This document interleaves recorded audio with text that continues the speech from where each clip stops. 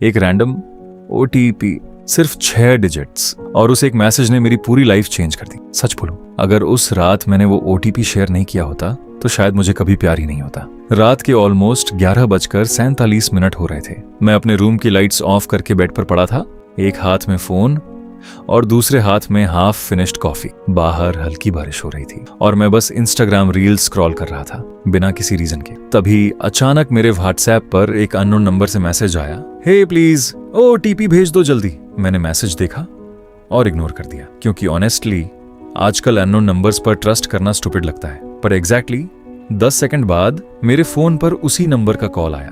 पहले मैंने कट कर दिया, फिर दोबारा कॉल आया और पता नहीं क्यों इस बार मैंने रिसीव कर लिया। हेलो, प्लीज फोन मत काटना।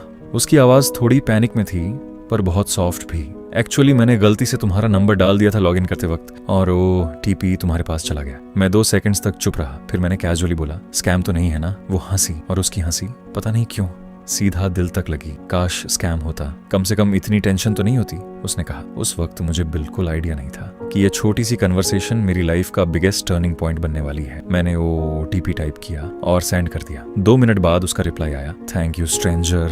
और पता नहीं क्यों उस स्माइली को देखकर मेरे फेस पर भी स्माइल आ गई। उस रात मुझे नींद बहुत लेट आई, क्योंकि पहली बार एक अननोन नंबर इंटरेस्टिंग लगने लगा था। उस रात के बाद मुझे लगा था बस कॉन्वर्सेशन वही खत्म हो जाएगी। पर नेक्स्ट मॉर्निंग मेरी आंख एक नोटिफिकेशन से खुली। उसी अननोन नंबर का मैसेज था, गुड मॉर्निंग स्ट्रेंजर और थैंक्स अगेन, कल तुम्हारी वजह से मेरा अकाउंट बच गया। पता नहीं क्यों मैंने इंस्टेंटली रिप्लाई कर दिया, अकाउंट बच गया या तुम? उसने लाफिंग इमोजी भेजा और बस वहीं से हमारी डेली चैट स्टार्ट हो गई। पहले सिर्फ नॉर्मल बातें होती थी, पर धीरे धीरे वो मेरी रूटीन बन गई। सुबह उठते ही उसका गुड मॉर्निंग और रात को सोने से पहले उसका गुड नाइट एक अजीब सी हैबिट बन गई थी। कभी कभी हम इतनी देर तक चैट करते कि फोन की बैटरी पहले डेड हो जाती थी। एक रात उसने सडनली पूछा, तुम इतना लेट तक ऑनलाइन क्यों रहते हो?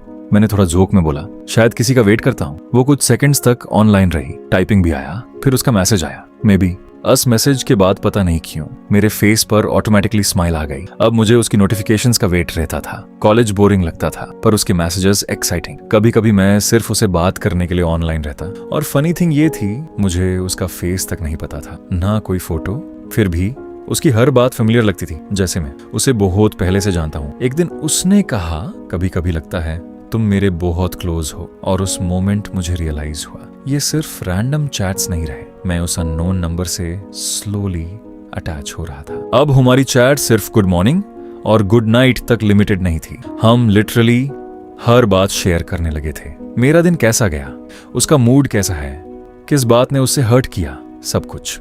कभी कभी तो हम बिना किसी टॉपिक के भी आवर्स तक कॉल पर रहते और स्ट्रेंजली वो साइलेंस भी कंफर्टेबल लगता था। एक रात बारिश हो रही थी, मैं बालकनी में खड़ा था, ईयरफोन्स लगाकर उससे बात कर रहा था। उसने सडनली पूछा, तुमने कभी किसी से सच में प्यार किया है? मैं थोड़ा हंसा, फिर मैंने स्लोली बोला, शायद अब हो रहा है। फोन के दूसरी साइड कंप्लीट साइलेंस हो गया। मुझे लगा शायद मैंने ज्यादा बोल दिया, पर कुछ सेकंड्स बाद उसकी हल्की सी स्माइल वाली आवाज आई, पगल। उस एक वर्ड ने उस रात मुझे सोने नहीं दिया, पर जितना हम क्लोज आ रहे थे उतना ही एक चीज मुझे कंफ्यूज कर रही थी। उसने कभी अपनी फोटो नहीं भेजी, कभी भी नहीं। हर बार कोई एक्सक्यूज होता, आज अच्छी नहीं लग रही, फेस रिवील स्पेशल डे पर। पहले मुझे क्यूट लगा, पर धीरे धीरे डाउट्स आने लगे। एक दिन मैंने कैजुअली बोला, यार एटलीस्ट इंस्टाग्राम तो दे दो। वो इंस्टेंटली टॉपिक चेंज कर गई। उस मोमेंट मुझे पहली बार वियर्ड फील हुआ, जैसे वो कुछ हाइड कर रही हो, पर फिर भी मैं उसे इग्नोर नहीं कर पाया, क्योंकि फीलिंग्स अब डाउट से ज्यादा स्ट्रांग हो चुकी थी। फिर एक रात एग्जैक्टली 2:17 AM पर उसका मैसेज आया, मुझे तुमसे एक सच बोलना है। और उस मैसेज को पढ़ते ही मेरे दिल की हार्ट बीट सडनली फास्ट हो गई। उसका मैसेज स्क्रीन पर ब्लिंक कर रहा था, मुझे तुमसे एक सच बोलना है। उस मोमेंट पता नहीं क्यों मेरे अंदर एक अजीब सा फियर आ गया। मैंने इंस्टेंटली रिप्लाई किया, सब ठीक है ना? वो ऑनलाइन थी, टाइपिंग भी आ रहा था। फिर डिसअपियर, फिर टाइपिंग, जैसे वो कुछ लिख कर डिलीट कर रही हो। फाइनली उसका मैसेज आया, प्लीज गुस्सा मत होना। अब मेरा हार्ट और फास्ट बीट करने लगा था। उसने लिखा, जो नाम मैंने तुम्हें बताया था वो मेरा रियल नाम नहीं है। मैं लिटरली स्क्रीन को ब्लैंक स्टेयर करने लगा। मुझे समझ नहीं आ रहा था क्या रिप्लाई करूं। फिर एक और मैसेज आया। एक्चुअली जिस दिन OTP आया था वो मेरा अकाउंट भी नहीं था। मेरा दिमाग कंप्लीटली फ्रीज हो गया। उसने बताया वो OTP उसकी बेस्ट फ्रेंड के अकाउंट लॉगिन के लिए था और गलती से मेरा नंबर एंटर हो गया था। मतलब हमारी पूरी स्टोरी एक एक्सीडेंट थी, पर शॉक अभी बाकी था। कुछ सेकंड्स बाद उसका नेक्स्ट मैसेज आया, और एक और बात है, मेरे हाथ लिटरली कोल्ड हो गए थे। मैं ऑलरेडी रिलेशनशिप में हूँ। उस लाइन को मैंने शायद 10 बार पढ़ा। मुझे लगा जैसे किसी ने सडनली चेस्ट के अंदर से हवा निकाल दी हो। इतने मंथ्स की chats, late night calls, feelings, सब एक सेकंड में फेक लगने लगा। मैंने उसे सिर्फ एक क्वेश्चन पूछा, फिर मेरे साथ इतना क्लोज क्यों हुई? वो कुछ देर तक ऑनलाइन रही, फिर उसका रिप्लाई आया, क्योंकि तुम्हारे साथ मुझे वो पीस मिलता था जो कहीं और नहीं मिला। उस रात मैं बस फोन स्क्रीन को देखता रहा। उसका ऑनलाइन बार बार आ रहा था, पर पहली बार मेरे पास रिप्लाई करने के लिए वर्ड्स नहीं थे। आज रात के बाद हमारी बातें ऑलमोस्ट बैंड हो गई थी। ना लेट नाइट कॉल्स, ना रैंडम मीम्स, ना वो खाना खाया वाले मैसेजेस। फोन सेम था, नोटिफिकेशन सेम थी, बस उसका नाम मिसिंग था। मैं हर रोज व्हाट्सएप ओपन करता, उसकी चैट देखता, फिर बिना मैसेज किए ऐप क्लोज कर देता।